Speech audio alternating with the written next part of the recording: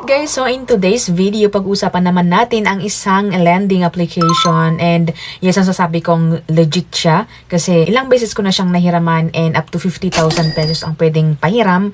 Although pag first time po tayo ay syempre hindi tayo makaka-receive ng ganong kalaki guys, but I assure you na super legit po ito. Andito po sa aking cellphone. So before we go on sa video, kung hindi pa ka mag-subscribe na, i-hit ang bell button para ma-update ka sa upcoming videos and tutorials.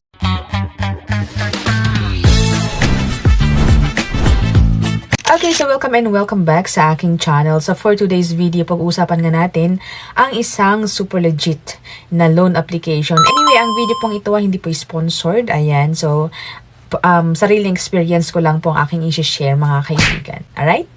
So, ang lending application na ito ay walang iba kundi si Fido PH. Ayan, masasabi ko na okay naman siyang utangan guys. And meron sila sa Securities and Exchange Commission. And ang kagandahan din dito ay pwedeng installment ang pagbayad. So si Fido Lending Incorporated or si Fido Philippines Cash Loan ay powered by Fido Lending Corporation. So may sarili na talaga silang corporation. And sila ay magpautang up to 50,000 pesos, sabi dito, 3 minutes express.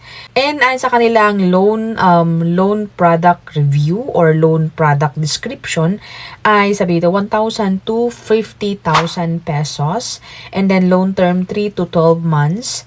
And the repayment 1 to 12 terms. For me, ang nahiram ko sa kanila is yes, 1,000 pesos nung una pero eventually ay tumaas po siya. I-share ko sa inyo kung paano mag-process sa jutangan na ito kasi nga approve po tayo sa halagang 1,000 pesos as you can see guys sa application or sa screenshot. 1,000 pesos from 1,000 pesos to 3,000 pesos pag first timer. And since first time po tayo, avail natin yung 1,000 pesos muna. And loan duration days, sabi dito 90 days. So hindi siya 7 days, hindi siya tulad ng iba guys na 7 days. So 90 days and then 6 terms siya. Ayan, pwede tayong installment in 6 terms. Every 15 days yung bayad sa installment. Every 15 days po siya.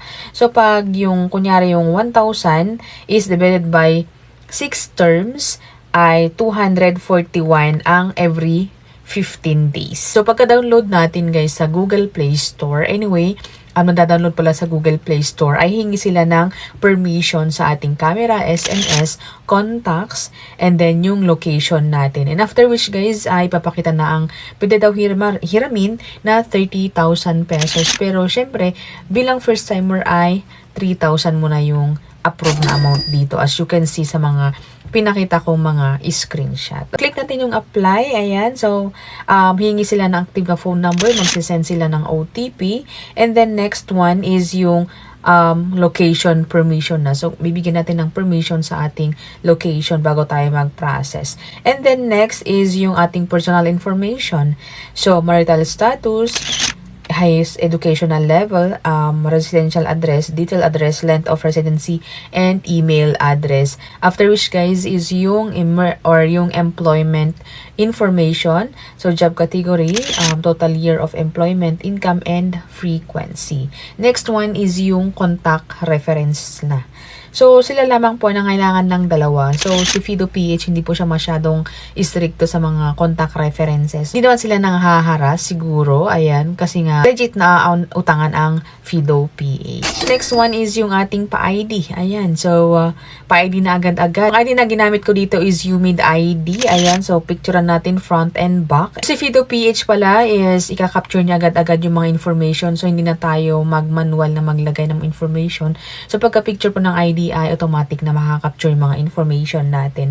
Next one is yung payment information or yung withdrawal channel natin. So, pwede ang e-wallet and yung PayMaya. And then, next one is yung pa-selfie. Ayan. And then, after that, guys, is ipaprocess na agad-agad yung ating loan. And then, ayun na nga, sabi dito, the system is currently undergoing further review and will take approximately 5 minutes. Wala namang 5 minutes, ito na siya. Ayan, si screenshot nga. Yung 3,000 pesos po na approve amount natin na pwede nating bayaran in 90 days and 6 months installment. So, saan ka pa guys? O, diba? Kung 1,000 is hati-hatiin mo lang ng 6 6 terms or 6 installment by 15 days is okay na yun, guys. So, example is 2,000 or 1,000 pesos.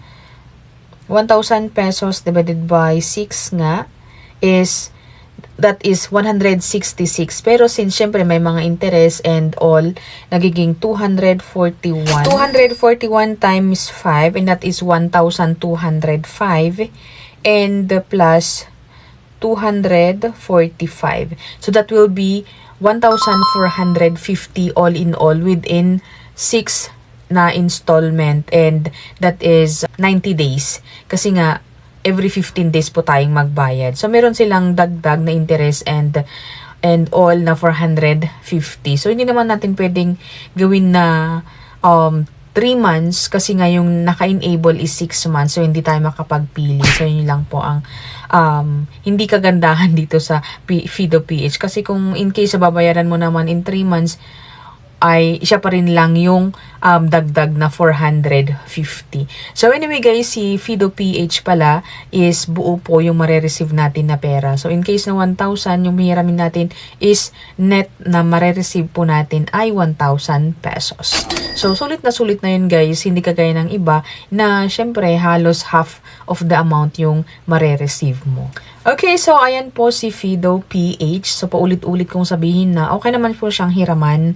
Though, syempre, pag 6 na installment ay medyo mataas. Kung pwede sana ang 3 months o di mas konti sana yung dagdag. Pero naka-disable naman kung pipili natin yung 3 months.